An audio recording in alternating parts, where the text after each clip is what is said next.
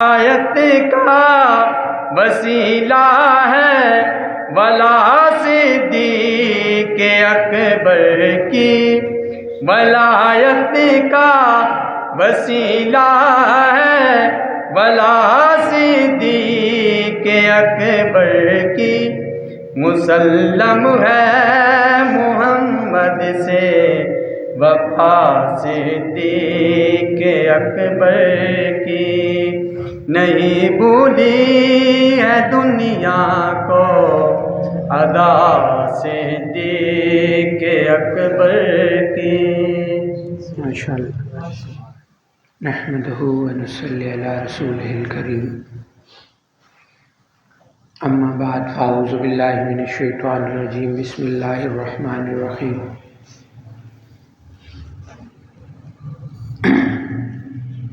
انا اعطیناک الکوثر فصل لربک وانحر ان شانئک هو الابتر۔ صدق اللہ العظیم صدق رسول النبی الکریم۔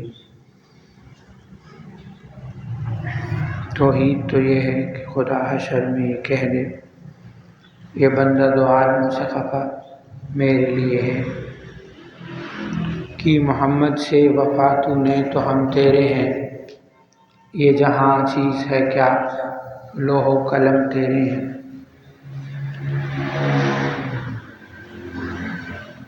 میرے بھائیوں، دوستوں، بزرگوں اور عزیز ساتھیوں، اللہ جل شانہ کا بہت بڑا احسان ہے کہ اللہ نے ہمیں ذکر کرنے کے لیے اکٹھا فرمایا۔ یہ اللہ کا ہم پر بہت بڑا فضل ہے۔ دنیا میں اس وقت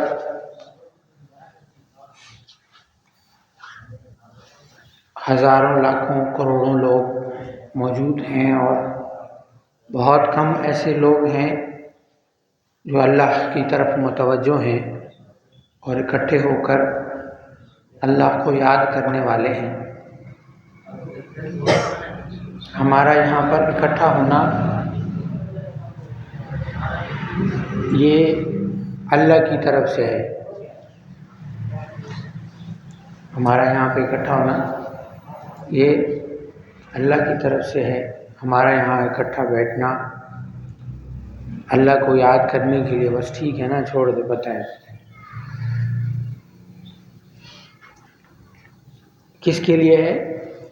اللہ کے لیے۔ ہم اکٹھے کس لیے ہوئے؟ کہ اللہ کو یاد کریں۔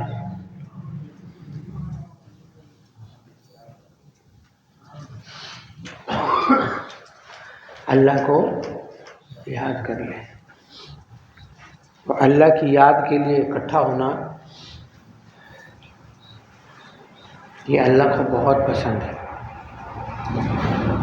وہ اتنا پسند ہے کہ اس کے لیے ایسی محفلوں کو فرشتے ڈھونڈتے ہیں۔ اچھا، اس میں تھوڑی سی چیزیں یہ ہے نا، یہ پھر ہمیں وہ ہمارے ساتھی جو ہیں وہ کیا کہتے ہیں، وہ کہتے ہیں تبلیغ والے اپنی طرف کھینچتے ہیں، ذکر والے اپنی طرف کھینچتے ہیں، مدارس والے اپنی طرف کھینچتے ہیں، یہ حدیث ہمارے لیے، یہ حدیث سب کے لیے ہے۔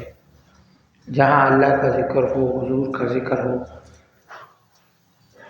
تو ذکر وہاں پہ اب قبول کس کا ہے یہ کون جانتا ہے؟ تو اللہ کو پتہ ہے۔ دین کے سارے شعبے ہیں، جسے اکثر جو بات کی جاتی ہے نا کہ ہم سب کامیاب ہونا چاہتے ہیں۔ اب کامیابی کے لیے معیار جدا ہے، کامیابی کے لیے معیار جدا ہے۔ کوئی اپنی کامیابی دنیا کو سمجھتا ہے تو وہ اس کے لیے کوشش کرتا ہے، کوئی اپنی کامیابی آخرت کو سمجھتا ہے تو کوئی اس کے لیے کوشش کرتا ہے، اور کوئی اپنی کامیابی اللہ کو سمجھتا ہے تو وہ اللہ کو دیکھتا ہے۔ لیکن ان تینوں رستوں کی کامیابی کے لیے جو اصل رستہ ہے وہ اللہ کی طرف جانے والا رستہ ہے۔ یعنی ہم یہ سمجھتے ہیں کہ جو دنیا کے لیے، اکثر لوگ کہتے ہیں نا یہ مطلب کے لیے آتا ہے، دنیا کے لیے آتا ہے، عبادت دنیا کے لیے کرتا ہے، ذکر دنیا کے لیے کرتا ہے، تو کرتا کس سے؟ کرتا کس کا ذکر ہے؟ اللہ کا ہی کرتا ہے۔ ایک آدمی بدھ کے سامنے جھکا ہوا ہے اور اس سے حاجات مانگ رہا ہے، اور ایک وہ آدمی ہے جو اللہ کے سامنے جھکا ہوا ہے، حضور کا طریقہ اختیار کر رہا ہے، مانگ کس سے رہا ہے؟ اللہ سے مانگ. تو اس سے تو بہتر ہے نا کہ جو بدھ کے سامنے مانگ رہا ہے.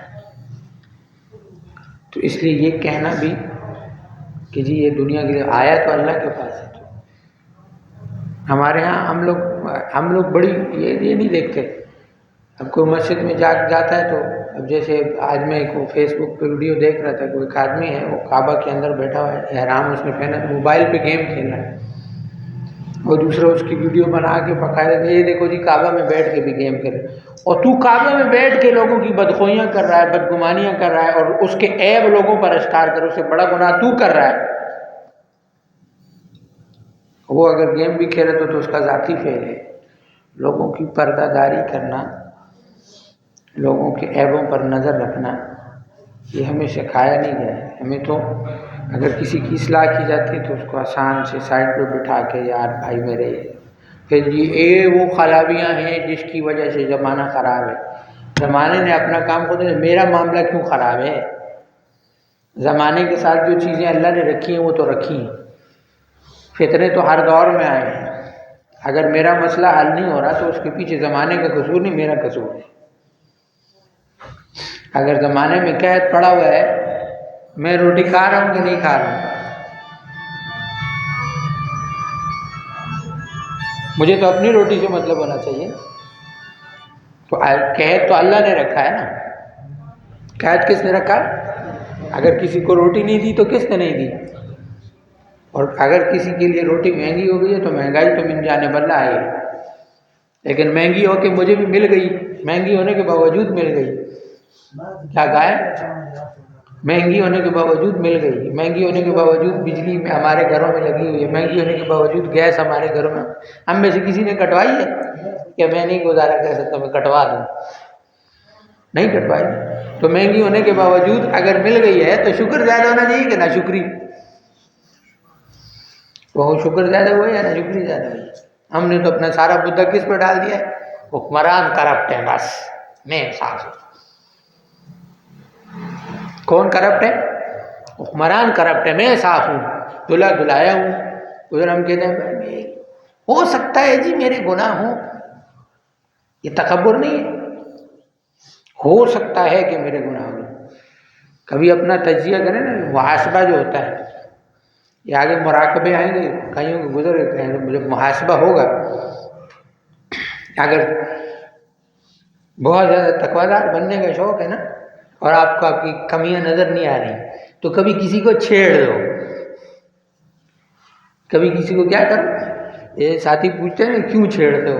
ہم اس لیے چھیڑتے ہیں کہ وہ پھر ہماری خامیاں میں بولے تو ایسا کرتا ہے، تو ایسا کرتا ہے. ہاں کرتا تو اندر سے چوٹ لگتی ہے نا، کرتا تو ہے. تو کبھی کبھی چھیڑنے کا مقصد یہ بھی ہوتا ہے کہ وہ اگر خود کو نظر نہیں تو وہ آپ کو بتا دے تو نے یہ کیا ہے، تو نے یہ کیا ہے. پھر وہ حضرت علی بات کے پھر بندہ کہے گا اللہ میں تو اس سے بھی برا ہوں. پھر یہ نہیں کہے گی مجھے خرابیاں بتا رہا ہے، پھر یہ کہ اللہ میں تو اس سے بھی برا ہوں. اس کو تو جو پتہ تھی اس نے وہ بتائی ہے، جو اس کو پتہ نہیں ہے وہ تجھے پتہ ہے یا مجھے پتہ ہے. ہم جب اللہ کے سامنے بھی جاتے ہیں نا تو ہم تقوی دار وہاں پہ بھی بن رہے ہوتے ہیں. اللہ شاید میرے گناہ ہوں گے کہ میں گناہوں میں پھنسا ہوں. یہی شیطان پھنساتا ہے نا، تیرا کوئی بات ہے نا، یہ گناہ نہیں ہے. یہ جب اپنے خود کو اندر چل رہی ہوتی ہے نا کہانی، یہ جو چیزیں سے ہم گزرے ہیں وہ بہت چیزیں اپنا حال بتا رہا ہوں. وہ بندہ اس کو کہتا ہے میں نے یہ گناہ کیا، کہتا ہے نہیں نہیں یہ گناہ نہیں ہے، اس کو چھوڑ.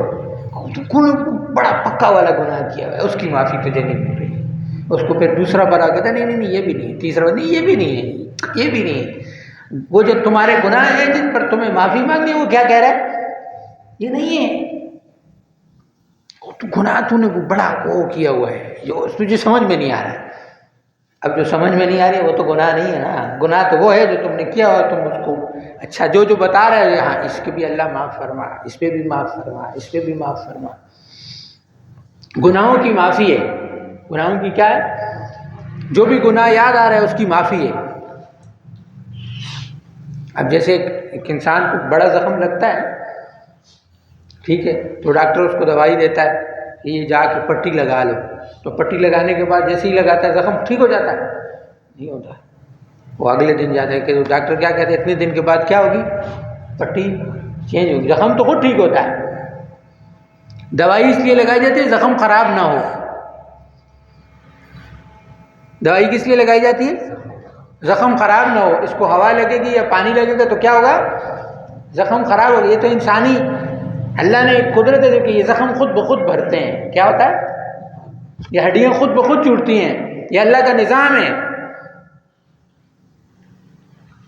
کیونکہ فضا میں جہاں وہ جس کو کہتے ہیں نا بیکٹیریا یہ بیکٹیریا آپ کے زخم کو خراب کرتا ہے، وہ پٹی اس لیے باندھ جاتی ہے کہ وہ بیکٹیریا آپ کے زخم کو کیا نہ کرے، خراب نہ کرے، وہ ٹھیک تو خود بخود یہ ٹیشوز خود جڑتے ہیں، خود سے مراد ہے کہ اللہ جوڑتا ہے،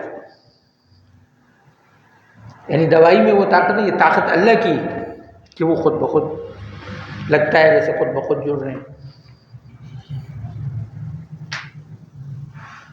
تو اسی طریقے سے لیکن انسان وہ دوائی چھوڑتا نہیں ہے، جتنے دن بعد ڈاکٹر کہتے اس کی پٹی کرانے پہنچ جاتا ہے۔ تو ایک بیماری ہے گناہ، جب گناہ ہو گیا تو اس کا علاج کیا ہے، توبہ ہے، کہ مزید ہم اس میں مبتلا نہ ہو جائیں، بیکٹیریا ہمیں تنگ نہ کریں، تو کیا کرنا ہے، پھر جرت ہو جاتی ہے نا، معافی تو میں ویسے بھی نہیں مانگ رہا، ایک ہی دفعہ اکٹھی مانگنی ہے تو اور کرتا ہے، جب بار بار مانگ رہا ہوتا ہے تو کہیں نہ کہیں شرمندہ بھی ہوتا ہے، یار میں روز ہی معافی مانگتا ہوں، اندر ہی اندر سوال و جواب میں روز معافی مانگتا ہوں، پھر خود ہی گناہ بھی کرتا ہوں، پھر آگے پوچھ رہا ہوتا ہے۔ اب یہ بھی شیطان کر رہے ہیں، گناہ بھی کرتا ہوں پھر توبہ بھی کرتا ہوں، کیا کروں، اب تجھے اجازت تو نہیں دے سکتے کہ ٹھیک ہے مزے کر، گناہ کر، تو جب گناہ نہیں چھوٹ رہا تو توبہ بھی نہیں چھوڑنی، کیونکہ یہ پھر توبہ کرتے رہو گے تو یہ کیفیت قائم رہے گی کہ میں نے توبہ کرنی ہے، کیونکہ حال کیا ہے، وہ تو توبہ ہی ہے نا، توبہ کریں گے تو ایک دن 5 دفعہ گناہ کرو تو 10 دفعہ توبہ کرو، 10 دفعہ گناہ کرو تو 1000 دفعہ توبہ کرو، 1000 دفعہ کرو تو 10,000 دفعہ، توبہ کی تعداد بڑھاؤ، تو کہے گا یہ پاگل ہے اس کو چھوڑ دے، وہ خود ہی ہٹ جائے گا پیچھے۔ لیکن کچھ گناہ ایسے ہیں جن کو ہم گناہ سمجھتے نہیں، وہ حسد ہے، وہ بغض ہے، وہ کینہ ہے، اس کو اپنے اندر ڈھونڈنا پڑتا ہے۔ یہ جو ہے اپنی پہچان کیا ہے کہ اپنے اندر کی خرابیوں کو ڈھونڈنا ہے، کہاں بیٹھی، کس کا بغض ہے، جس کے پیچھے بیٹھ کے غیبتیں کر رہے ہو نا، اسی سے تمہیں حسد ہے، اسی سے تمہارا بغض ہے، جس کی لیے کہہ رہا ہوتا ہے کہ فلاں اس قابل نہیں تھا کہ ہم کہا کہ نہیں یار اللہ نے کیسے کیسے لوگوں کو گاڑی دے دی، تو اللہ نے دی ہے تو اللہ کی تقسیم سے ناراض ہے نا، اس کی شکل ہے گاڑی والی، ایسے کہتے ہیں، شکل کے بنانے والا کون اور گاڑی دینے والا کون؟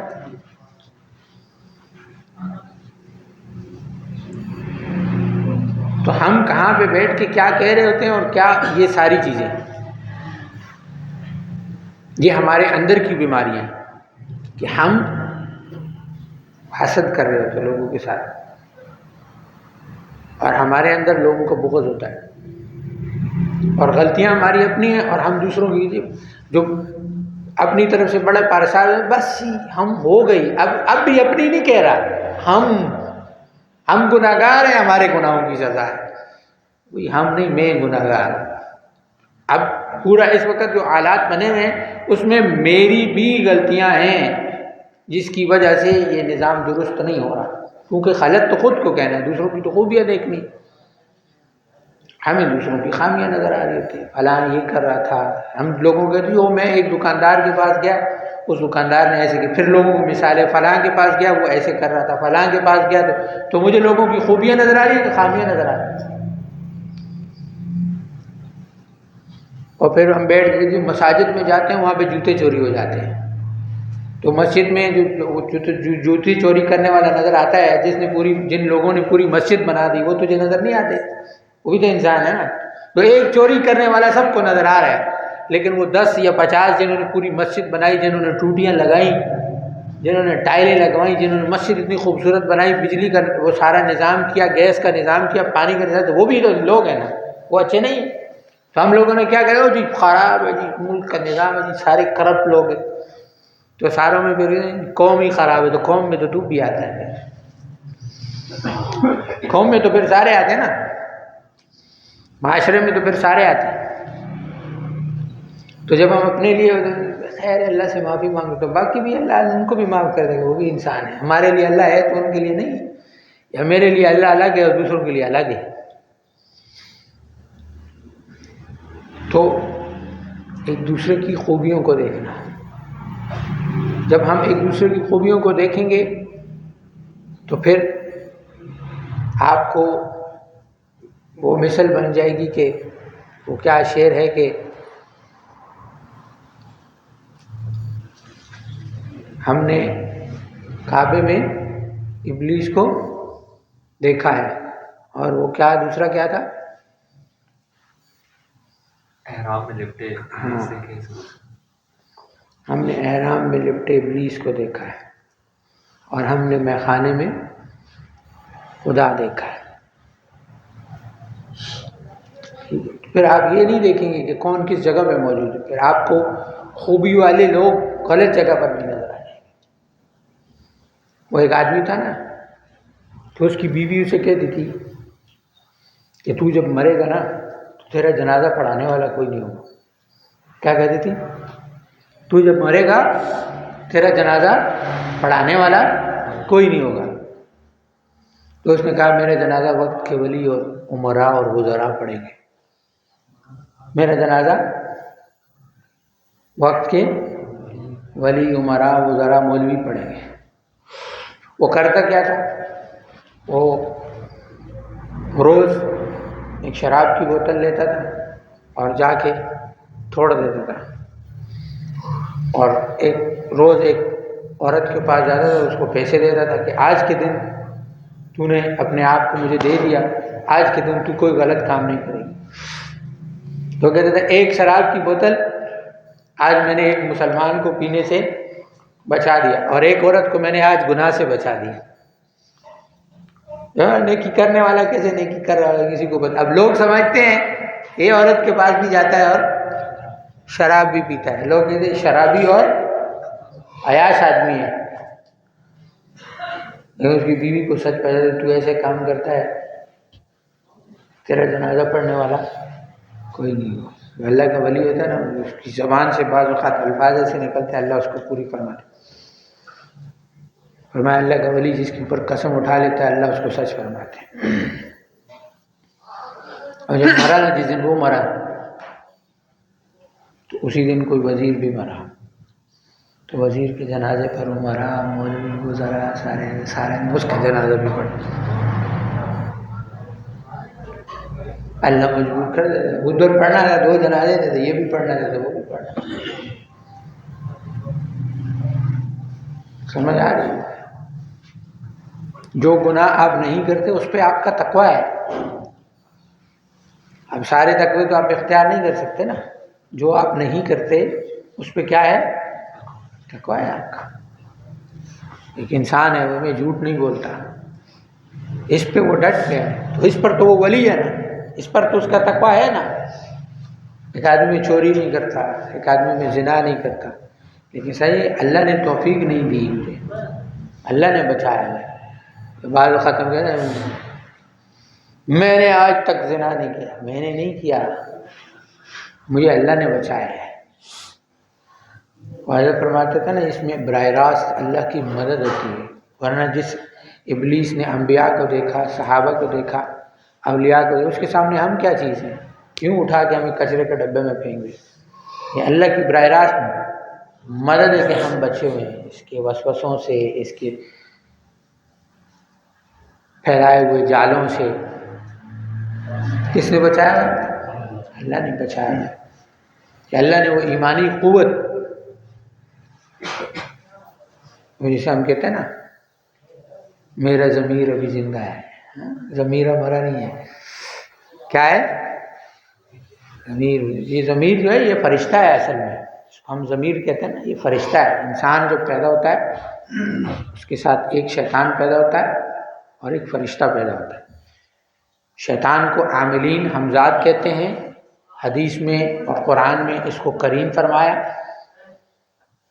ٹھیک ہے، ہوتا یہ جن ہے، ہوتا کیا ہے، ہوتا یہ جن ہے. اور جو دوسرا فرشتہ ہوتا ہے اس کو کیا کہتے ہیں، موکل. اس کو کیا کہتے ہیں، موکل. اور جس کو آپ عرف عام میں کیا کہتے ہیں، ضمیر. میرے اندر سے آواز آئی ہے، تو اندر کچھ ہے تو آواز ہے، تو اندر وہ جو ہے اس کو کوئی مخلوق جو بیٹھی ہے اس کو کیا کہتے ہیں، وہ موکل ہے. جو آپ کو برائی کے وقت کہتا ہے نہ کر، یہ غلط ہے، یہ غلط ہے، یہ غلط کام ہے، اسے مت کرو. اور جو برائی کی طرف کی جو آواز آتی ہے، خیر ہے کچھ نہیں ہوتا، معافی مانگ لیں گے، خیر ہے کوئی نہیں، ابھی تھوڑی دیر صبر کر جا، یہ کیا ہے، یہ شیطان ہے. یہ زیادہ جو خرابیاں ہوتی ہیں نا یہ کرتا ہے. جس میں ہمارے علاج معالجے کے حوالے سے ہے. اب انسان کو بھٹکاتا کیسے، اب ادھر بندہ آتا ہے، اس کا جب علاج شروع ہوتا ہے تو اس کو بتایا جاتا ہے تیرے اوپر جادو. پہلا سوال یہ کرتا ہے، یہ نہیں پوچھتا میں ٹھیک کیسے ہوں گا، یہ کیا کس نے، ارے ٹھیک تو ہو جا، پہلے اپنی تکلیف کو بھول جاتا ہے، یہ کیا کس نے.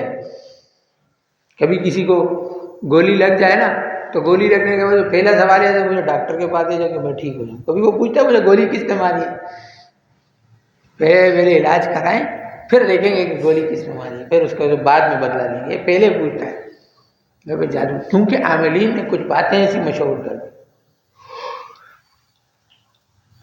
جتنی زمانے میں بعض عرف عام میں چل رہی ہیں، بعض اکثر لوگ کہتے ہیں جی کالے جادو کا علاج کالے جادو میں. کیا گندگی کبھی گندگی کو صاف کر سکتی، کبھی بھی نہیں ہوگا. نورانی عمل ضرور ہے. گند سے صاف ہوتا ہے، گند سے کہاں صاف ہوتا ہے، صاف بھی ہو جائے تو پاک تو نہیں ہوتا. انسان پاک کس سے ہوتا ہے، پانی سے یا مٹی سے، آگ سے، ہوتا ہے نہیں ہوتا. یہ چیزیں یاد رکھیں، یہ علوم کے ساتھ ہے. یہی علوم سے کون سی کسی ہر جو چیز ہے جو حرکت کر رہی ہے. آج آپ کا یہ بے جان موبائل ہے، حرکت کرتا ہے نہیں کرتا، یہ حرکت کیسے کر رہا ہے، اس کے پیچھے کوئی محرکات ہیں نا. جتنی آپ سائنس کو مانتے ہو، یہ سائنس جو اکثر لوگ کہتے ہیں نا، آج بھی میں تبلیغی ساتھیوں کے ساتھ بیٹھا تو وہ کہہ رہے تھے کہ 2 ارب مسلمان ہیں، وہ 4 ارب ایسے بیٹھے اور اس انتظار میں ہیں. کام کرنا حق ہے، تبلیغ پر جانا، تبلیغوں کے ساتھیوں کے ساتھ ساری چیزیں، لیکن اگر کسی کے بندے کے اندر طلب ہو اور اللہ اسے ہدایت نہ دے، ایسا ہو سکتا ہے.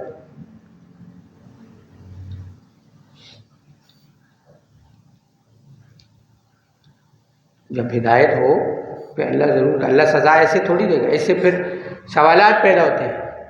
جو ملحد ہیں وہ سوال کرتے ہیں،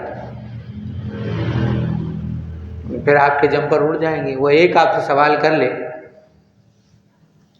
وہ ایک تبلیغی ساتھی ہے نا، خود انہوں نے مجھے یہ واقعہ سنایا تو مجھے حضرت کی وہ بات یاد آ گئی. تو ہم کہتے ہیں نا، پہلے حضرت کی بات عرض کر دیتا ہوں، پھر واقعہ جو ہے وہ ایمان کیا ہے. ہم لوگ کہتے ہیں نا ایمان بنایا جاتا ہے. کیا کہتے ہیں، ایمان بنایا جاتا ہے. ایمان نہیں بنایا جاتا، ایمان لایا جاتا ہے. ایمان لایا جاتا ہے، یقین بنایا جاتا ہے، عقیدہ بنایا جاتا ہے. عقیدے کے اوپر یقین بنایا جاتا ہے، وہ پکا وہ ہوتا ہے. اور عقیدہ وہ نہیں ہوتا جو مولوی بتاتے ہیں. کیا عقیدہ مولوی نہیں بتاتے، عقیدہ وہ ہے جو قرآن اور حدیث ہے، جنہوں نے اماموں نے کتابوں میں لکھ دیا. بعد میں آنے والی چیزیں عقیدہ نہیں ہوتی، بعد میں آنے والی چیزیں عقیدہ نہیں. یہ مولویوں کی خود ساختہ چیزیں ہیں کہ انہوں نے اپنے فروعی مسائل کو کیا کر دیا، عقیدے کا نام دے دیا. اب وہ جو تبلیغی ساتھی ہیں وہ کہتے ہیں میں ملک اب مجھے بھول گیا، نام انہوں نے بتایا تھا، وہاں ساتھ میں نکلے. ہم نکلے تو وہ ایک لڑکا تھا، اس کے ساتھ میری بات چیت شروع ہوئی تو اس کو میں نے اسلام کی دعوت دی. یہ تو وہ 19 سال کا لڑکا تھا. کتنا؟ اس نے کہا مجھے ایک جواب دو، تم پاکستان سے؟ نے کہا ہاں۔ میں نے کہا اگر میں مسلمان ہو جاتا ہوں، میں دیوبندی بنوں گا، بریلوی بنوں گا، اہل حدیث بنوں گا، شیعہ بنوں گا۔ یہ تھا وہ چھوٹا سا ملک پاکستان سے کوسوں دور، اسے بھی پتہ ہے کہ مسلمان ہونے کے بعد رستے 4 ہیں، میں کس میں داخل ہوں گا؟ لیکن میں سوچ میں پڑ گیا۔ یہاں جو صوفی ہوتا ہے نا، جواب اللہ اس کو دیتا ہے، وہ تبلیغی تو تھا، ساتھ میں صوفی بھی تھا، بیعت آدمی تھا۔ انہیں میں اللہ کی طرف متوجہ ہوا، ساتھ والے ساتھی کو کہا اپنا ذکر بڑھا رہے ہیں، سوال اس نے ایسا پوچھ لیا ہے کہ مجھے جواب نہیں آ رہا۔ کہتے وہاں ایک دم اللہ نے میرے دل میں ڈالا، یہاں اس کو ایمان مفصل سنا، آمنت باللہ و ملائکتہ و کتبہ و رسلہ، کہ ان پر ایمان لے آ اور ان عقائد پہ پکا ہو جا، باقی جس کے ساتھ مرضی ہے چل۔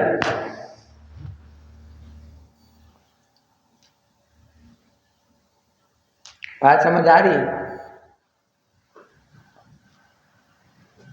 کہ جب آپ کے عقائد مضبوط ہیں، اب عقائد کیا ہیں؟ عقائد کی جو بڑی کتابیں ہیں، فقہ اکبر ہے، اب جو آپ کو یہاں میں پڑھائے، آج تو خیر مفتی صاحب نہیں ہیں، وہ کسی وجہ سے نہیں آ سکے، ان کا کوئی عذر تھا، لیکن یہ جو تحاویہ آپ کو پڑھائی جاتی ہے نا، یہ ایسی کتاب ہے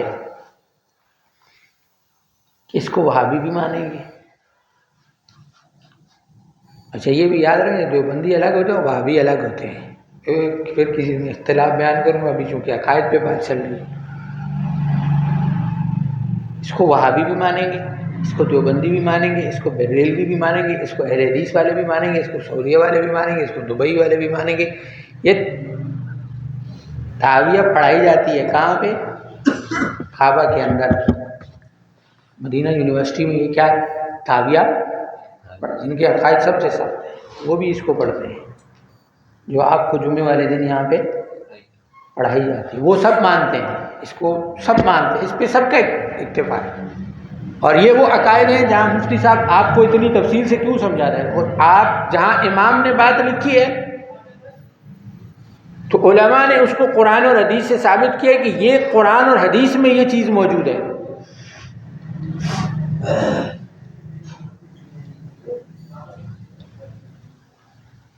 قرآن اور امام نے، ویسے امام کی ہر بات کے پیچھے قول ہوتا ہے، امام نے ایک اصول دیا ہے، کیا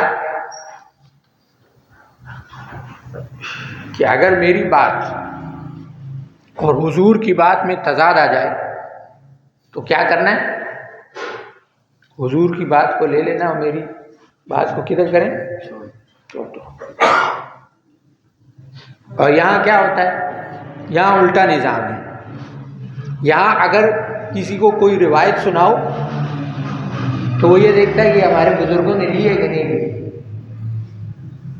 امام کا قول بتاؤ تو وہ یہ دیکھتے ہیں کہ ہمارے بزرگوں نے لی ہے یا نہیں لی۔ اب ہر دور کا معاملہ جدا ہے نا، ہر دور کا معاملہ جدا ہے، ہر جیسے مفتی ہوتا ہے نا، تو مفتی کا کام یہ ہوتا ہے کہ وہ موقع کی نزاکت کو دیکھ کے اس حساب سے فتویٰ دیتا، ایسے ہی اٹھا کے وہ نہیں دے دیتا، بندے کو دیکھتا ہے، حالات کو دیکھتا ہے، معاملات کو دیکھتا ہے، پھر اس حساب سے دیتا ہے۔ تو کون سے بزرگ نے کس حال میں یا کس وجہ سے وہ چیز فرمائی، یا وہ بزرگ جانتے ہیں یا اللہ جانتا ہے یا اس وقت کا معاملہ جانتا ہے، لیکن ہم کہتے ہیں کہ بھی اب حاضر وقت میں حاضر دور کے مسائل ہیں نا، ہر چیز قرآن اور سنت سے ثابت کی نہیں جا سکتی۔ وہ پھر حضرت والی بات ہے کہ تم یہ ثابت ورڈ ہی قرآن اور حدیث سے ثابت کرو، ثابت کہاں سے آگے، تو ثابت کہاں سے نکالو گے؟ پھر قرآن و حدیث میں تو نہیں ہے۔ تو اس لیے جو چیزیں قرآن اور حدیث میں موجود ہیں اور ہمارے امام نے فرمائی، تو جو عقائد وہ ہیں، جب ہم کہتے ہیں کہ ہمارا تعلق اہل سنت والجماعت کے ساتھ ہے،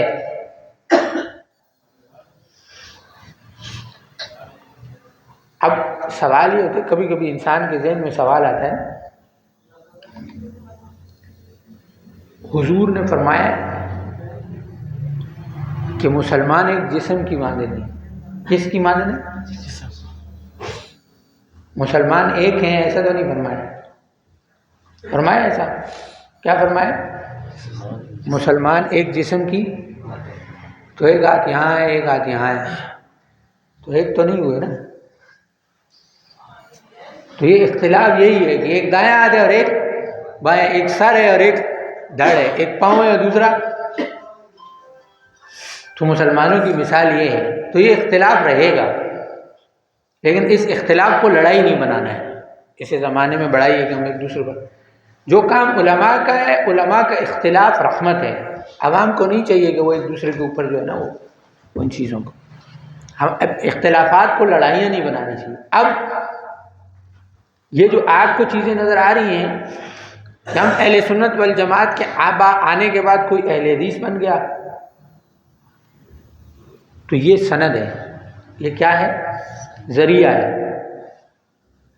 آج ہمیں جو سند ملی ہے، یہ جو لوگ کہتے ہیں نا جی تم اپنے آپ کو مسلمان کہتے ہو اور یہ تم کیا اپنے ساتھ نقشبندی شاذلی لگاتے ہو، دیوبندی نقشبندی شاذلی لگاتے ہو، یہ کیا ہے؟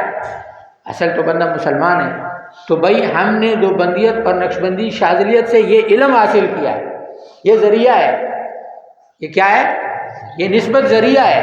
ہم اپنی نسبت بیان کر رہے ہیں کہ ہمیں اس ذریعے سے حاصل ہوا ہے. کوئی کسی سے پوچھو نا تم نے کہاں پڑھا، تو کہتا ہے میں حقانیہ مدرسے سے پڑھا ہوں. تم کہاں سے پڑھے ہو؟ میں فرح مدرسے سے پڑھا ہوں. تو دنیا دار کہتا ہے میں پائلٹ اسکول سے پڑھا ہوں. تو کہاں سے پڑھا؟ میں جمشید اسکول سے پڑھا ہوں. تو بتاتا نہیں بتاتا. تو ہم اپنی نسبت بیان کرتے ہیں کہ ہم نقشبندی شاذلی ہیں، کہ ہم نے یہ جو سبق پڑھا ہے یہ یہاں سے پڑھا ہے. ہمارے اندر جو اعتدال ہے یہ ہمیں انہوں نے دیا ہے. ہم اپنی نسبت بیان کرتے ہیں. چیز وہی ہے. تو جو بریلویت سے پڑھ کے آتا ہے تو وہ اپنی نسبت بیان کرتا ہے کہ میں نے بریلویت کے فلاں مدرسے سے. جو اہل حدیث ہے وہ اہل حدیث کی سند بیان کرتا ہے. جو شیعہ ہے وہ اپنی اس نسبت کو بیان کرتا ہے، میں یہاں سے پڑھ کے آیا ہوں. وہ اپنی نسبت بیان کرنا ہوتا ہے. اب غلط ہے صحیح ہے غلطی ہے وہ الگ مسئلہ ہے. اب یہ مسئلہ علماء کا ہے. ایک مولوی جب دوسرے مولوی کے اوپر بات کر رہا ہوتا ہے تو وہ علمی بات کرے، اس سے مراد اس کی علمی غلطی ہوتی ہے، اس سے مراد شخصیت نہیں ہوتی. تو ضروری نہیں ہوتا کہ اگر وہ مولوی بیان کر رہے ہیں تو ہم بھی نیچے بیٹھ کے تو ہم کسی مولوی کے خلاف شروع ہو جائیں کہ بھائی ہاں یہ ایسے، تو یہ فلاں ہے، تو یہ ڈمکان ہے، یہ تو یوں ہوتا ہے، تو یہ یوں ہوتا ہے. تو وہ علمی غلطیاں ہوتی ہیں، وہ ان کی علم پر بات ہو رہی ہوتی ہے. تو جب اگر ہمیں کوئی چیز نہیں سمجھ میں آ رہی کسی کی، تو یا اپنے مولوی سے پوچھ لیں یا پھر آ کے ہم سے پوچھ لیں یا مفتی صاحب سے پوچھ لیں کہ مجھے یہ مسئلہ سمجھ میں نہیں آ رہا، یہ اختلاف کیوں ہے. تو آپ کا جو وسوسہ شیطان تنگ کر رہا تھا وہ نکل جاتا ہے.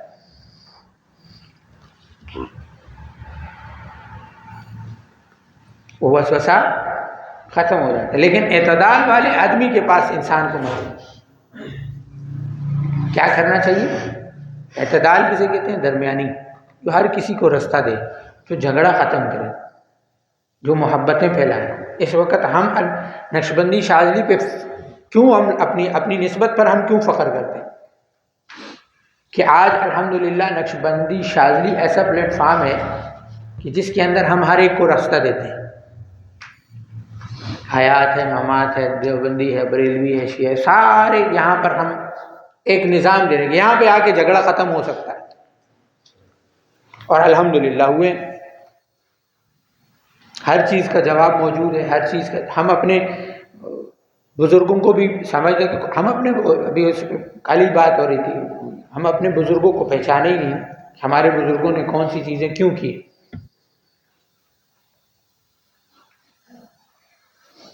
اور جب نہیں پتہ تو کسی ایسے سے پوچھو کہ وہ آپ کو وہ تعویل دے جو سمجھ میں آئے.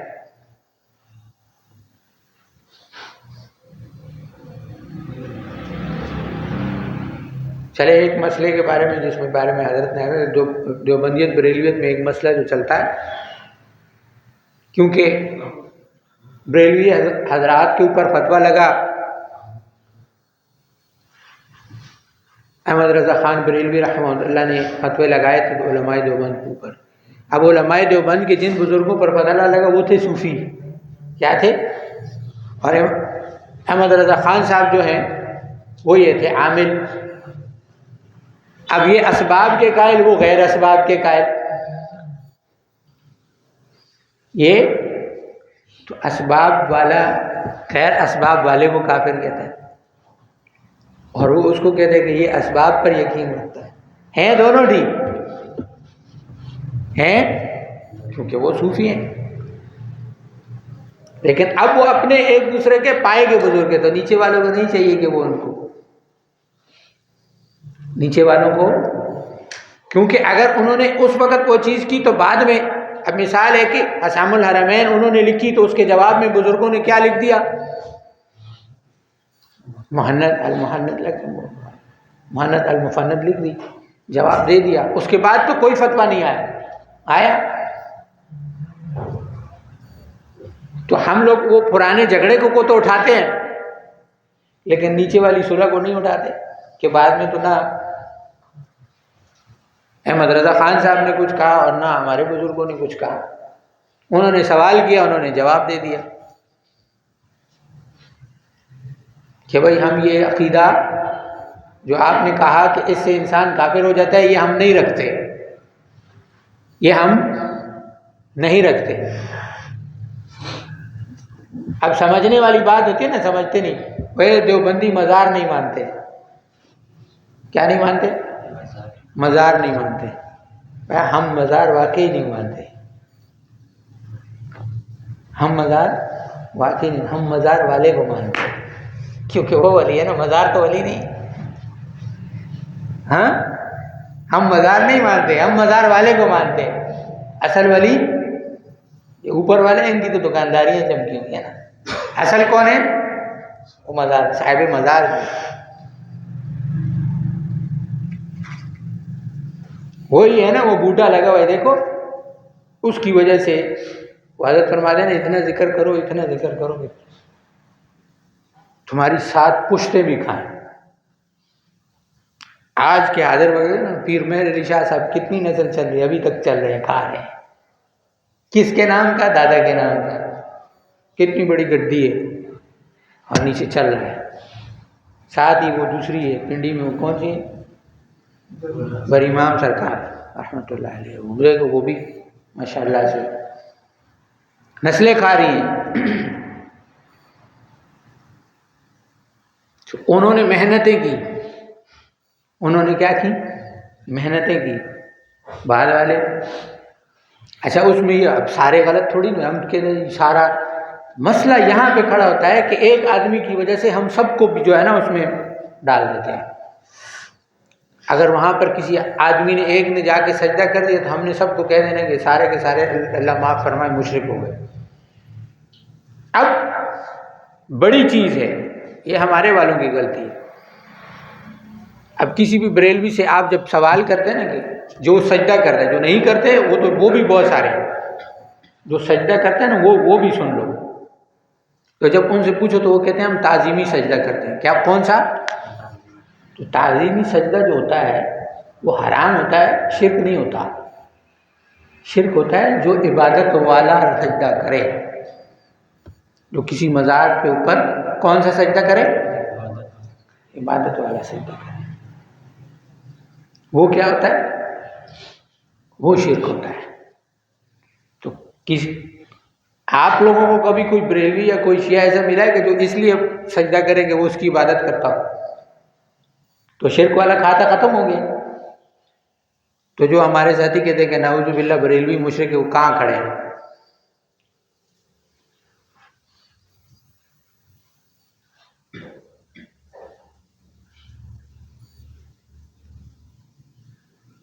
کیوں حافظ صاحب؟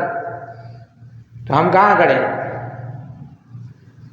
یہ ایک دوسروں پر کفر و شرک کے جو ہم لوگوں نے وہ بنایا ہوا ہے، تو وہ تعظیمی اب دوسرے والے سے یہ کہ جی تعظیم والا سجدہ کرتے ہیں، تو جس سے حضور نے منع فرما دیا وہ پھر کون سا عشق ہوا؟ جس عشق سے حضور نے منع، حضور نے کیا فرمایا؟ اگر میں سجدے کی اجازت دیتا تو کس کو دیتا؟ بیوی کو دیتا کہ وہ اپنے خاندان کو سجدہ کرے۔ تو عشق وہ جو حضور نے فرمایا۔ یہاں پہ ایک چیز عشق میں اور محبت میں اپنے شاگردوں کو اور ساتھیوں کو ہمیشہ یہ چیز دیتا ہے، ایک ہوتا ہے ادب اور ایک ہوتا ہے حکم۔ ادب اور حکم کے اندر حکم کو اوپر رکھا جاتا ہے، ادب کو نیچے. یعنی جب آپ کا شیخ، آپ کا استاد یہ سکھانے کے لیے ہوتا ہے نا، وہ آپ کو کہتے کہ ادھر میرے ساتھ بیٹھو، تو کہتے ہیں نہیں نہیں جی میں اس قابل کدھر ہوں، کھانا کھا رہے ہوں، نہیں جی میں اتنا اس پہ. اور بھائی تجھے جو حکم دیا جا رہا ہے وہ حکم کر. اسی طریقے سے جب ہمیں حضور سے عشق ہے تو ہم وہ کام پہلے کریں گے جس کا حکم حضور نے دیا ہے، جس کا حکم صحابہ نے دیا ہے، جس کا حکم ہمارے بڑوں نے دیا ہے. اپنی مرضی کو شامل نہیں کیا جاتا. تو ہم اپنے بڑوں کو دیکھیں، اپنے بڑوں سے پوچھیں کہ آیا یہ جب ہم اپنے بڑوں کی ماننا شروع ہوئی تو عید پھر اس کے حساب سے جب وہ چیزیں شروع ہو جاتی ہیں تو پھر اس کے اوپر ایک دوسرے کو عبادت کے لیے. اب جیسے پھر یہ ہے نا یہ قرآن سے ثابت نہیں، یہ حدیث سے ثابت نہیں. ابھی جیسے گروپ میں پوسٹ چلی تھی جی شب برات میں ہے تو اس میں جی اس طریقے سے عبادت کرنی چاہیے، اس طریقے سے عبادت کریں. کوئی جیسے کر رہا ہے اس کو کرنے دو، اللہ کی رضا ہے. عشق کا معاملہ ہے، کسی کا عشق کیسا ہے، کسی کا عشق کیسا ہے. وہ حضرت موسیٰ علیہ السلام والی بات ہے، انہوں نے کہا یہ تو کیا کہہ رہے ہیں، اللہ تو ہمیں تیرے والا چکنگی کرا، تیری ٹنگا دباواں، یہ کیا کر رہا ہے، تجھے نہیں پتا. یہ حضور سے عشق ہے، ہم سب کا عشق ہے. کسی سے جا کے پوچھ لو نا، ہم مماتی کو سبق سے تو وہ بھی حضور سے عشق میں کہتے ہیں کہ یہ حضور کے اس میں نہیں. حیات والا کہتا ہے یہ حضور کا عشق نہیں ہے. بریلوی کہتے ہیں یہ حضور کا عشق نہیں، میں عشق میں مست ہوں، میں ایسے کروں گا، تو جو مرضی ہے کر، میں تو لگاؤں گا لائٹیں، تجھے نہیں اچھی لگتی مت لگا، یہ تو عشق نا. وہ اپنے عشق میں مست ہے، تجھے کیا ہے. اور پھر اس وقت جب وہ کر رہے ہیں خواہ مخواہ کے جھگڑے اللہ کو راضی کرنے کے لیے. اب ایک رات آ گئی، وہ ایک رات میں جو عبادت تمہیں جیسے پسند ہے تو ویسے کر، اللہ کو راضی کرنا ہے. ایک رات عبادت کی تو بس قرآن و حدیث سے ہم ثابت کر سکتے ہیں، یہ مائک ثابت کر سکتے ہیں، یہ ثابت کر سکتے ہیں. کہاں سے کیا کیا ثابت کرے، یہ کپڑے کون ثابت کرے گا؟ یہ سنت پہنے ہوئے میں نے، یہ سنت ہے، کون سی سنتیں ثابت کرو گے؟ سنت کو ایک عمل ثابت کر لو، پھر بات سمجھ میں آئے گی. ہم کیا سنتیں ادا کریں؟ وہ ذریعے کے طور پر استعمال ہو رہے کہ ہم سنتیں ادا کرنے، اور ہم صحابہ کے نقش قدم پہ چلنے بڑی بات ہے، ان کی نقل کر لیں بڑی بات ہے. اولیاء نے ان کو پتہ ہے کہ امت کا ضعف ہے، اسی لیے فرمایا نا مسلمان کیا ہیں، ان کی مثل جسم کی طرح ہے. ایک سنت حضور کی کوئی اٹھائے گا، دوسرا کوئی اٹھائے گا، تیسرا کوئی اٹھائے گا، چوتھا کوئی اٹھائے گا، تو وہ حضور کی سنتیں لوگوں میں یہ سنتیں اٹھائی ہوئی. سارا کا سارا اسلام تو نہیں ہو سکتا ہے. دیوبندی اسلام میں ہے نہ کہ سارا اسلام ہے، بریلوی اسلام میں ہے نہ کہ سارا اسلام ہے، نقشبندی شاذلی اسلام میں ہے نہ کہ سارا، حنفی اسلام میں ہے نہ کہ سارا. امام جدا جدا کیوں ہیں؟ آپ سے سوال ہو تو بھائی ایک ہی کے پیچھے کیوں نہیں چلتے؟ یہ اسلام کے نظام کو، ستونوں کو ادھر ادھر برقرار رکھنا تھا.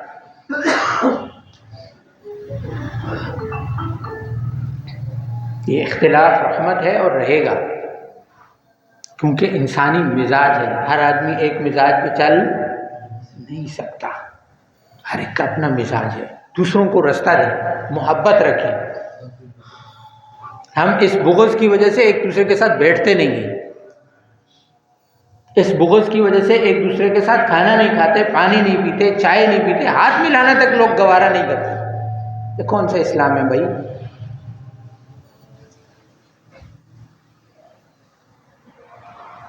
ہمیں تو اسلام میں سے محبت ہو، لوگوں کے ساتھ جوڑ رکھو، ان کے ساتھ بیٹھو، ان کی بات سنو، ان کی تکلیفیں سنو، وہ خود بخود تمہارے پیچھے چلنا شروع ہو جائیں گے، کچھ کہنے کی ضرورت بھی نہیں پڑتی.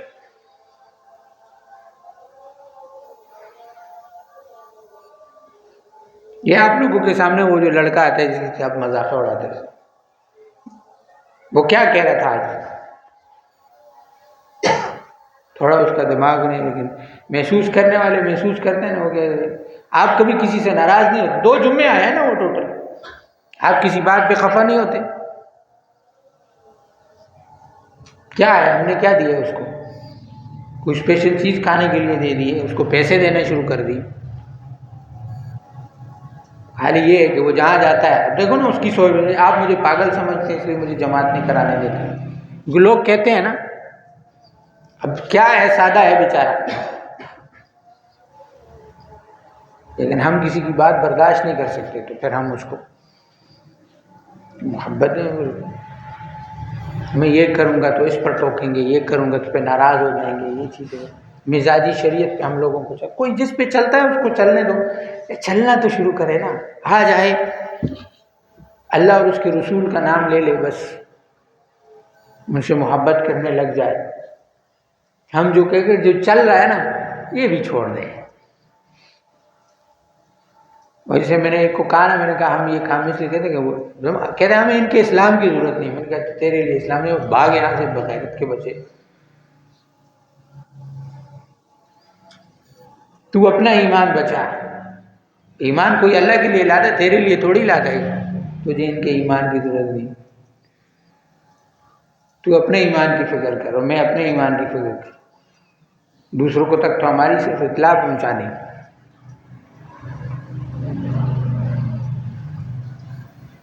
بات یہ ہے کہ یہ چیزیں آپ کو اس لیے نہیں بتائی جاتی کہ ہم جو یہ نہیں کرتے ہم ان کے لیے سوچنا شروع کر دیں. یہ اس لیے بتائی جاتی ہیں کہ یہ چیزیں ہمارے اندر سے ختم ہو جائیں، ہم اس پر چلنے والے بن جائیں. ہم لوگوں کے ساتھ ہم اب یہ نہ ہو کہ آپ کو یہ بھی تو آپ کے اندر یہ پیدا کہ جن لوگوں میں یہ بات نہیں اب ہم ان کے مخالف ہو جائیں. ایسا نہیں ہے. یہ اس لیے ہیں کہ ہم ہر ایک سے محبت کرنے والے ہیں، چاہے اس میں صفات ہیں یا نہیں. میں نے یہ صفات اللہ کے لیے اپنے اندر پیدا کر لی. دوسروں کو بتانی ہے وہ عمل کرے یا نہ کرے، لیکن سب سے پہلے یہ کس کے اندر پیدا ہو جائے؟ میرے اندر پیدا ہو جائے. جب یہ صفات میرے اندر پیدا ہو جائیں گی تو کم سے کم میرے گھر میں یا میرے ساتھ جڑے ہوئے افراد وہاں تو جھگڑا ختم ہو جائے گا. پھر اللہ کرے گا چراغ سے چراغ جلتا ہے. ہم نے حضرت سے سنا، سن کے ہم یہاں اس کو بتانے کی کوشش کرتے ہیں. ہے تو سارا وہاں کا فیض ہے نا. میرے گھر کی بات تھوڑی ہے کہ میں اس کو کہوں کہ یہ جو ہے مجھے اپنے سے کوئی فیض یا نسبت ہے، تو پیچھے سے آ رہا ہے، وہاں سے فیض آتا ہے، وہاں سے بیانات سنتے ہیں، آگے آپ کو بیان کر دیتے ہیں. اب آپ لوگوں کے پاس پورا ہفتہ ہوتا ہے.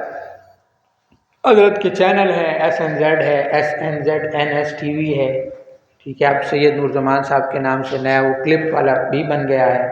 فیس بک پر بھی موجود ہے، یوٹیوب پر بھی موجود ہے. یہ کس لیے؟ ہماری اصلاح ہو سکے. یہ لاکھوں روپے کیمرے لگا کر حضرت نے یہ جو چیزیں کی ہیں یہ اس لیے کی ہیں، یا ہم جو یہاں پر بیٹھ کے جو واعظ و نصیحت کر رہے ہیں تو مین مقصد یہ ہے کہ وہاں آپ کی نظر جائے، وہاں آپ دیکھیں. وہ اصل چیز ہے. ہم نے بھی وہاں سے پیا ہے نا، تو آپ بھی وہاں سے پئیں، دیکھیں، اس کو سنیں، سمجھیں، تو پھر آپ کو وہ چیزیں جو ہے وہ سمجھ میں آنا شروع ہوں گی. اور پھر وہ کیا کہتے ہیں، چراغ سے چراغ جلتا چلا جائے گا اور دماغ میں وسعت، دل میں وسعت پیدا ہوتی جائے گی، محبتیں بڑھتی چلی جائیں گی. جب انسان کو اللہ سے محبت ہوتی ہے نا، یہ سلسلہ ہے. حاجی عبدالوہاب صاحب رحمہ اللہ نے فرمایا تھا، وہ ذرا تشریح آسان ہے اس لیے کر رہا ہوں، حضرت کے الفاظ ذرا مشکل ہوتے ہیں، وہ والی تشریح ذرا آسان ہے اس لیے سمجھا رہا ہوں. حدیث شریف بیان کی تو مفہوم ہے.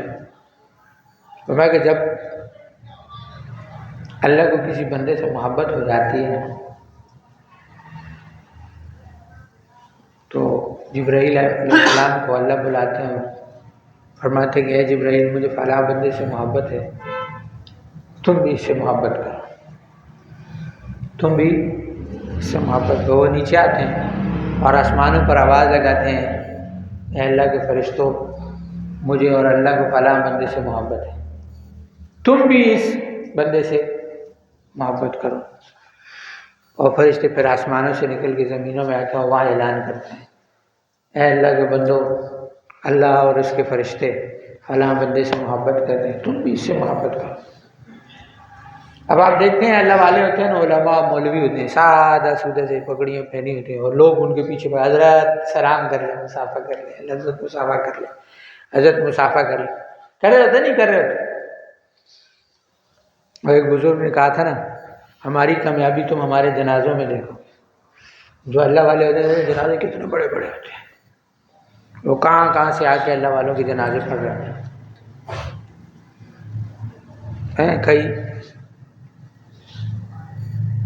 کوئی بزرگ کسی بندے کا جنازہ پڑھتا ہے تو اللہ مردے کی بخشش فرما دیتے ہیں، اور کہیں کسی بزرگ کا جنازہ ہوتا ہے اور پڑھنے والوں کی بخشش ہو جاتی ہے۔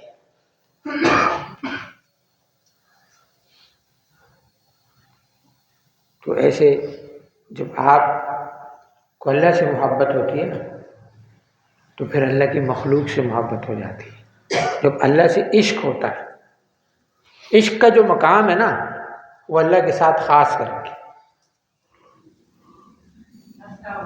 پیار ہو جاتا ہے اور محبت کی جاتی ہے، پیار ہو جاتا ہے اور محبت کی جاتی ہے، اور عشق اللہ کے حکم سے نصیب ہوتا ہے۔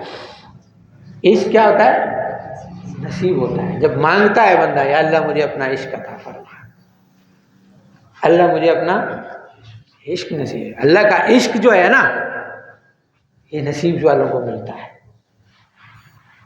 جب وہ عشق مانگتا ہے تب عشق ملتا ہے۔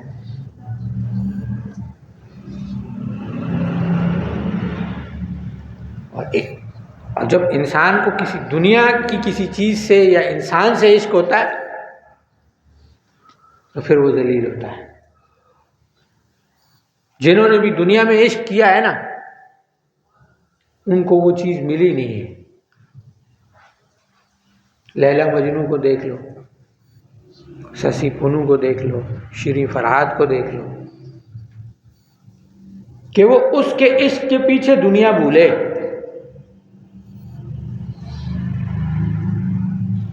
اور نہ وہ ملی اور نہ دنیا ملی، نہ اللہ ملا۔ اور جنہوں نے عشق میں اللہ کو رکھا، یہ دنیا اللہ نے ان کے قدموں میں ڈال دی۔ دنیا کمانا غلط نہیں ہے، دنیا میں دل لگانا غلط ہے، کہ کسی بھی چیز کے پیچھے ہم اللہ کو بھول جائیں۔ اللہ نے ہمیں ہر وقت تو نہیں کہا کہ بس سارا کوئی کسی کو اللہ عشق جب نصیب تو وہ سب کچھ چھوڑ کے اللہ کے لیے بیٹھ جاتا ہے، سارے تو نہیں اسے کر سکتے۔ تو جس ماحول میں اللہ نے رکھا ہے اس ماحول میں اللہ اللہ کرتے رہو نا، اللہ کو یاد رکھو۔ یہ جو آپ کو اللہ اللہ کرایا جاتا ہے نا، ذکر کرایا جاتا ہے، کہ جب آپ اپنے دنیا کے ماحول میں بیٹھے ہوتے ہیں وہاں اللہ اللہ کریں، تو وہیں آپ کو کوئی غلط کام کرنے لگتے ہیں نا، تو ادھر پڑھ رہا ہوتا ہے بسم اللہ الرحمن الرحیم، ادھر ذکر کرنا، ادھر یہ کام، تو شروع میں کیا کرتا ہے؟ ذکر روک دیتا ہے۔ شروع میں کیا کرتا ہے؟ ذکر روک دیتا ہے، اور بعد میں کیا کرتا ہے؟ وہ برا کام روک دیتا ہے۔ جب پکا ہو جاتا ہے پھر کیا کرتا ہے؟ کہتا نہیں یار، ادھر میں اللہ کا ذکر کرتا ہوں، ادھر میں یہ غلط کام کروں۔ تو ادھر کچا ہوتا ہے وہ کہتا ہے چل پھر اس وقت تو کم سے کم جو ہے میں یہ کام نہ کروں، اور بعد میں کہتا ہے نہیں یار، ادھر میں ذکر کر رہا ہوں اور ادھر میں یہ غلط کام کروں، نہیں یہ میرے ساتھ اچھا۔ اکثر لوگ کو تقویٰ عجیب ہوتا ہے نا، اکثر لوگ داڑھی نہیں رکھتے، یار داڑھی اس لیے نہیں رکھو میری حرکتیں ٹھیک نہیں ہیں، تو اپنے گناہوں کی وجہ تم خود بنو، رکھ لو گے تو تم اس وجہ سے کرو گے نہیں کہ یار دیکھو میں داڑھی رکھ کے یہ کام کروں گا، تو گناہوں سے پورے تو نہیں پڑے لیکن بہت سے گناہوں سے بچ جاؤ گے۔ تو اللہ کی طرف سے یعنی یہ شیطان نے آپ کو وسوسہ دیا کہ تم داڑھی رکھے، گناہ تو پھر بھی ہوں گے نا، اب اسی لیے پھر وہ کہے گا جی فلاں داڑھی رکھتا ہے اور داڑھی رکھ کے وہ فلاں مولوی ہے اور مولوی کر کے، تو کیوں مولوی انسان نہیں ہے؟ تو آپ یہ سمجھتے ہیں کہ داڑھی رکھنے کے بعد بندہ معصوم ہو جاتا ہے، تو یہ غلط ہے، یا مولوی بننے کے بعد بندہ معصوم ہو جاتا ہے، تو یہ غلط ہے۔ تو مولوی ہے تو گالیاں دیتا ہے، تو مولوی نہیں دے گا تو کون دے گا؟ وہ والی مثال ہے نا کہ وہ ایک سائیکل والا سائیکل چلا رہا تھا نا، تو سائیکل جا کے اماں کو ٹھوک دی، تو اماں نے کہہ دیا اتنا بڑا داڑ رکھا ہوا ہے اور جو ہے نا وہ سائیکل جا کے مجھے ٹھوک دی۔ میں نے کہا اماں جی گاڑی رکھی ہوئی ہے، بریکیں تھوڑی رکھی ہوئی ہیں، گاڑی میں بریکیں تو تھوڑی ہیں، ہاں، تو اس کا اس کے ساتھ کوئی تعلق تھوڑی ہے کہ داڑھی رکھ لے گا تو گناہ نہیں کرے گا، مولوی بن جائے گا تو گناہ نہیں کرے گا۔ انسان ہے، معصوم نہیں بن سکتا، معصوم نہیں بن سکتا۔ یہ بعض چیزیں میں شیطان ہے وہ معصوم بنانا چاہتا ہے، میرے سے شاید میرے سے گناہ ہو گیا، کیوں ہو گیا؟ تو کیوں کا کیوں کہا ہے؟ کیوں تو سوال ہی نہیں ہے، کیوں تو اپنے آپ سے پوچھنا کہ کیوں کیا ہے، میرے سے کیا پوچھتا ہے یہ کیوں ہوا ہے، بس ہو گیا، معافی مانگ، اور کیا ہو سکتا ہے۔ حضور نے فرمایا اگر تم گناہ نہ کرتے تمہارے بعد اللہ ایک مخلوق ایسی پیدا کرتے کہ جو گناہ کرتے اور پھر اللہ سے معافی مانگتے،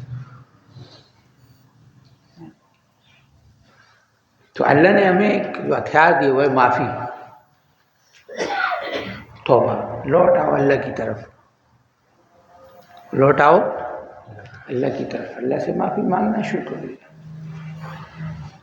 اللہ معاف کرے، اللہ ہم سب کے گناہوں کو معاف فرمائے اور اپنا عشق نصیب فرمائے، آمین یا رب العالمین۔ صلی اللہ تعالی علی خیر خلق محمد وآلہ وصحبہ اجمعین، آمین۔